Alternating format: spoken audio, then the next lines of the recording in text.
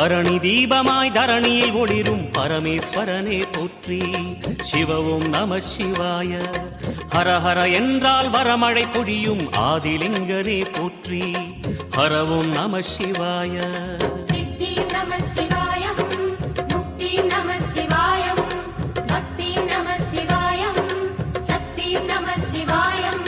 கார்த்திகை திருநாள் உற்சவம் காணும் தீபச் சுடரே போற்றி. சிவ ஓம் நம சிவாய. தீர்த்தம் யாவிலும் நீராடிடுவாய் அருணாச்சலனே போற்றி. ஹர ஓம் நம சிவாய.